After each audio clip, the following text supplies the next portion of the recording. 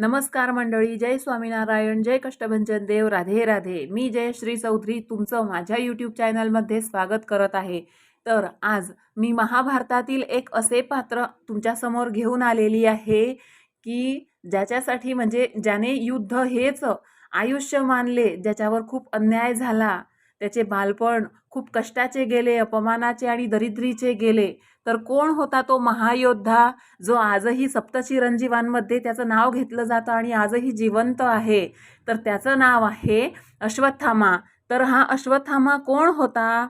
अश्वत्थामा नाव उच्चारलं की फक्त एक योद्धा आठवत नाही, एक अपूर्ण कथा, एक न भरलेली जखम आणि एक असा क्षण जो कधीच संपत नाही तो आठवतो. तो जन्मला तेव्हा तो माणूस नव्हता, तो एका बापाच्या आर्त इच्छेचा परिणाम होता. द्रोणाचार्यांनी वर्षानुवर्ष केलेल्या तपस्येचा, तो शिवाच्या कृपेचा आणि नियतीच्या क्रूर खेळाचा संगम होता. जन्मताच त्याच्या कंठातून निघालेला अश्वासारखा आवाज हा केवळ नावाचा आधार नव्हता, तो एक संकेत होता की हा जीव शांततेसाठी नाही, संघर्षासाठी जन्माला आला आहे. त्याच्या कपाळातली मणी ही केवळ रत्न नव्हती, ती त्याची ओळख होती, त्याचं कवच होतं, त्याची अजेयता होती. पण त्याच वेळी तीच त्याला माणसांपासून वेगळं करणारी भिंत होती. द्रोणाचार्य त्या काळातील सर्वश्रेष्ठ गुरु. यांनी त्याला केवळ शस्त्र चालवायला शिकवलं नाही, तर त्यांनी त्याला देवाच्या पातळीवरील विनाशाचं ज्ञान दिलं. नारायणास्त्र, आग्नेयास्त्र, ब्रह्मास्त्र, ब्रह्मशीर हे केवळ अस्त्र नव्हती, ती सृष्टीला हादरवणारी शक्ती होती. आणि त्या सर्वांचा स्वामी अश्वत्थामा होता.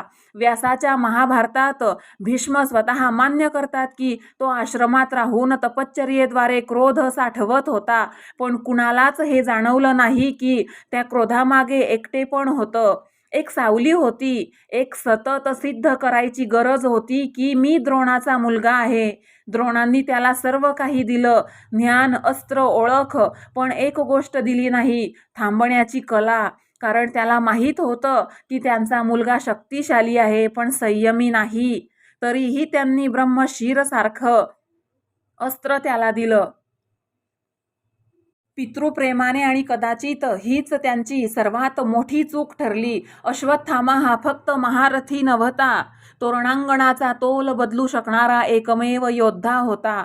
दोन महारथी एकत्र ज्या शक्तीने लढतात, तीच शक्ती तो एकटाच उभा करू शकत होता. चक्रव्यूह फोडण्याचं ज्ञान त्याच्याकडे होतं. ज्यांना ते माहीत होतं त्या मोजक्या नावांमध्ये तो होता. विराट युद्धात अर्जुनालाही थांबवू शकणारा तो एकमेव होता. भीष्म आणि द्रोणांनी त्याच्यावर विश्वास ठेवला, कारण त्याला भीती नव्हती, थकवा नव्हता, भूक नव्हती, तहान नव्हती. तो माणूस कमी आणि युद्धाचं साधन जास्त होता. पण प्रत्येक शस्त्राच्या मागे एक हात असतो आणि त्या हाताच्या मागे एक मन असतं. आणि अश्वत्थाम्याचं मन हळूहळू तुटत होतं. अश्वत्थामा हतः हे शब्द महाभारतातील रणांगणावर घुमले तेव्हा ते फक्त एक युक्ती नव्हती, ते एका मुलाच्या आयुष्यावर केलेलं सर्वात क्रूर वार होतं. द्रोणाचार्यांनी शस्त्र खाली ठेवलं, कारण त्यांना वाटलं त्यांचा मुलगा गेला. पण त्याच क्षणी खरा मृत्यू द्रोणांचा नव्हता, तो अश्वत्थाम्याच्या आपल्या मुलाचा होता. अश्वत्थाम्याच्या आतल्या मुलाचा होता. त्या एका क्षणाने त्याचं सगळं संतुलन तुटलं. त्याच्या सावलीत तो उभा होता, ती सावली नाहीशी झाली आणि उरला तो फक्त एकटा अपरंपार शक्ती घेऊन. पण दिशेशिवाय त्या क्षणानंतर तो योद्धा राहिला नाही. तो सूड झाला आणि सूड कधीच न्याय शोधत नाही, तो फक्त जाळत जातो. द्रोणांच्या मृत्यूनंतर त्याने नारायणास्त्र उचललं. ते अस्त्र शत्रूंवर नव्हतं, ते त्या जगावर होतं, ज्याने त्याच्याकडून सर्व काही हिरावलं होतं. पांडव सेना जळाली, अक्षौहिणी नष्ट झाली, पण त्याच्या आतला राग कधीच कमी झाला नाही. कारण सूड म्हणजे आग नाही, तो खोल अंधार आहे. जितकं त्यात पडशील तितकं बाहेर येणं अशक्य होतं. त्याने आग्नेयास्त्र वापरलं, विनाश केला, पण समाधान नाही. कारण ज्याला आतून तडा गेला आहे त्याला बाहेरचा विजय काहीच देत नाही. युद्ध संपलं लोकांसाठी, पण अश्वत्थाम्यासाठी नाही. शेवटी तो कौरवांचा सेनापती झाला. दुर्योधनाच्या आदेशावरून तो रात्रीच्या अंधारात पांडवांच्या शिबिरात शिरला. धर्म मोडून, नियम तोडून त्याच क्षणी तो योद्धा नव्हता, तो तुटलेला मुलगा होता. द्रौपदीच्या पुत्रांचा वध करताना त्याने शत्रूंना नाही मारलं, त्याने स्वतःच्या आत उरलेली शेवटची माणुसकी संपवली आणि इथूनच तो अजय राहिला, पण अधर्मी झाला. कारण धर्म हरविण्यासाठी मोठा पराभव लागत नाही, एक चुकीचा क्षण पुरतो. यानंतर त्याने ब्रह्मशीर अस्त्र सोडलं, जिंकण्यासाठी नव्हे तर सगळं संपविण्यासाठी. अर्जुनासोबत त्याची टक्कर झाली तेव्हा फक्त रणांगण नाही, संपूर्ण सृष्टी थरथरली. व्यास आणि नारदांनी हस्तक्षेप केला. अर्जुन थांबला कारण त्याच्याकडे अजून काही वाचवायचं होतं. पण अश्वत्थामा थांबला नाही कारण त्याच्याकडे काहीच उरलं नव्हतं आणि ज्याच्याकडे काहीच उरत नाही तोच सर्वात विनाश बनवतो. त्याने अस्त्र उत्तरेच्या गर्भाकडे वळवलं. त्याच क्षणी तो केवळ योद्धा नव्हता, तो विनाशाचं रूप झाला. कृष्णाने त्याला मारलं नाही कारण मृत्यू ही त्याच्यासाठी सुटका होती. त्याला जिवंत ठेवलं कारण तीच खरी शिक्षा होती.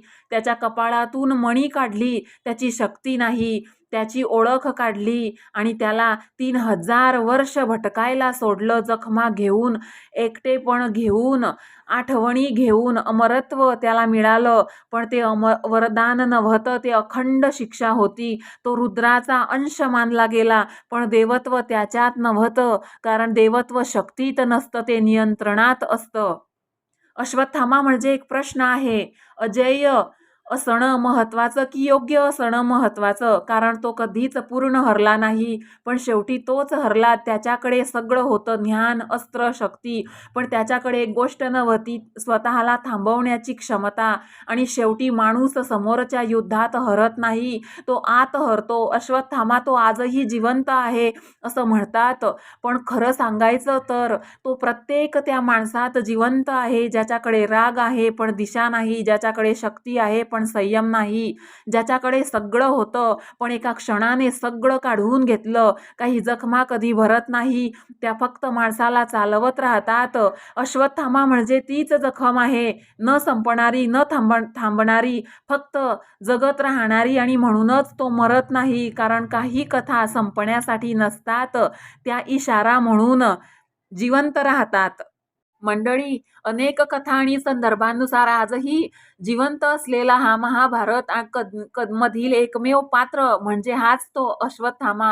अश्वत्थामा एखाद्या राजकुमारासारख्या वैभवात जन्मलेला नव्हता. तो जन्मला होता एका ब्राह्मणाच्या घरात, जिथे ज्ञान होतं पण दारिद्र्यही होतं. वडील द्रोणाचार्य महान गुरु होते, पण त्यांच्या घरात वैभव नव्हतं, अभिमान होता आणि अभावही. आई कुपीच्या कुशीत जन्मलेलं ते मूल तेजस्वी होतं. जन्माच्या क्षणी त्याच्या कंठातून घोड्यासारखी हिनाट उमटली. लोकांना तो संकेत विलक्षण वाटला. संस्कृतमध्ये अश्व म्हणजे घोडा आणि थामा म्हणजे ध्वनी, म्हणून त्याचं नाव अश्वत्थामा ठेवलं गेलं. पण कधी कधी नावातला संकेतही नियती सांगून जातो. घोड्यासारखा आवाज घेऊन जन्मलेला तो मुलगा आयुष्यभर शांत उभा राहणारा नव्हता, तो धावत राहणारा होता. रागात, अहंकारात आणि सुडात. कपाळावर दिव्यमणी होती, पण मनात मात्र अस्वस्थतेची जखम होती. अभावात वाढलेलं बालपण त्याला कठोर बनवत गेलं. निष्ठा होती, पराक्रमही होता, पण त्यासोबत एक जळफळाटही होता. महाभारत आपल्याला सांगतं, शौर्य असणं पुरेसं नसतं, मनातला अंधार वाढला की योद्धाही क्रूर होतो. अश्वत्थामा कदाचित त्याच अंधारात हरवलेला एक योद्धा होता. दारिद्र्य, अभाव आणि अपमान हेच त्याच्या बालपणाचे साथी होते. द्रोणाचार्यांनी हस्तिनापुराची सेवा स्वीकारली आणि त्या निष्ठेच्या सावलीत अश्वत्थामाही वाढला. शस्त्रविद्या त्याने वडिलांकडून शिकली, युद्ध त्याने आयुष्य म्हणून स्वीकारलं. तो त्या प्रत्येक पराक्रमी, अत्यंत पराक्रमी योद्धा होता. रणांगणात त्याचं नाव घेतलं की शत्रू सावध व्हायचे, पण त्याच्या व्यक्तिमत्वात एक विचित्र द्वंद्व होतं. एकीकडे गुरुपुत्राची शिस्त आणि निष्ठा व दुसरीकडे आत दडलेला राग आणि अभिमान. कौरवांच्या बाजूने उभं राहणं हे त्याच्यासाठी राजकारण नव्हतं, ते वडिलांप्रती असलेली निष्ठा होती. दुर्योधनाशी त्याची मैत्री होती आणि त्या मैत्रीतून तो युद्धात उतरला. कुरुक्षेत्राच्या रणांगणावर तो एक भयंकर योद्धा म्हणून उभा राहिला. त्याने अनेक युद्धे लढली, अनेक वीरांना पराभूत केलं. पण महाभारतात प्रत्येक योद्ध्याची खरी परीक्षा तलवारीने नव्हे तर नियतीने घेतली जाते. जसं जसं युद्ध पुढे सरकत गेलं तसं प्रत्येकाच्या आयुष्याची दिशा बदलत गेली. एका दिवशी रणांगणावर एक युक्ती रचली गेली. अश्वत्थामा मेला अशी बातमी पसरवली गेली. प्रत्यक्षात मेला होता एक हत्ती. पण शब्दांनी युद्धाचं रूप बदललं. जेव्हा द्रोणाचार्यांनी सत्य जाणून घेण्यासाठी युधिष्ठिराकडे विचारलं तेव्हा उत्तर आलं, अश्वत्थामा हतः पण गजः. शेवटचा शब्द रणशिंगाच्या आवाजात हरवला. त्या वाक्यात द्रोणाचार्यांनी शस्त्र खाली ठेवलं, ध्यानस्थ बसले. त्याच क्षणी दृष्टद्युम्नने त्याचा वध केला. त्या दिवशी एका योद्ध्याचा नाही तर एका पुत्राच्या आयुष्याचा आधार कोसळला. त्या क्षणानंतर अश्वत्थामा बदलला. वडिलांचा मृत्यू त्याच्या मनात जखम बनून राहिला. तो फक्त दुःखी नव्हता, तो संतप्त होता. त्या संतापाने त्याच्या सुडाची आग पेटली. युद्ध अजून संपलेलं नव्हतं, पण त्याच्या मनातलं युद्ध अधिक भयंकर चाललं होतं. एका काळ्या रात्री तो पांडवांच्या छावणीत शिरला आणि त्याच रात्री त्याने पांडवांचे पुत्र मारले. महाभारत इथेच आपल्याला एक कठोर सत्य दाखवतं. माणूस फक्त चांगला किंवा वाईट नसतो, तो आपल्या जखमा, निष्ठा, अहंकार आणि निर्णय यांच्यामध्ये अडकलेला असतो. अश्वत्थामा शूर होता, पण त्याने क्रौर्यही केलं. तो निष्ठावान होता, पण त्याच्या रागाने त्याला अंध केलं. कदाचित म्हणूनच त्याची कथा आजही जिवंत आहे. कारण जगात अनेक लोक अश्वत्थाम्यासारखे जगत असतात. वरदानात मिळालेला संघर्ष आणि शापात मिळालेलं माणूस पण घेऊन. प्रत्येकाच्या कपाळावर दिव्यमणी नसते, पण नशिबाचा एक अदृश्य ठसा असतो. त्या ठशासोबतच माणूस जगत राहतो. कधी योग्य ठरतो, कधी चुकीचा ठरतो, पण बहुतेक वेळा तो त्या दोघांच्या मध्ये अडकलेला असतो. कदाचित अश्वत्थामा हीच त्या संघर्षाची कथा आहे, जिथे प्रेम, पराक्रम आणि पाप एकाच मनात जन्म घेतात. तो एक जखमी मन होता. तो पूर्णपणे वाईट नव्हता, कारण त्याच्या रागामागे एक पुत्र उभा होता, ज्याने वडिलांचा अन्यायकारक मृत्यू पाहिला होता. पण पूर्णपणे योग्यही नव्हता, कारण त्या रागाने त्याच्याकडून निरपराधांचा वध घडवला होता. तर मंडळी, तुम्हाला आज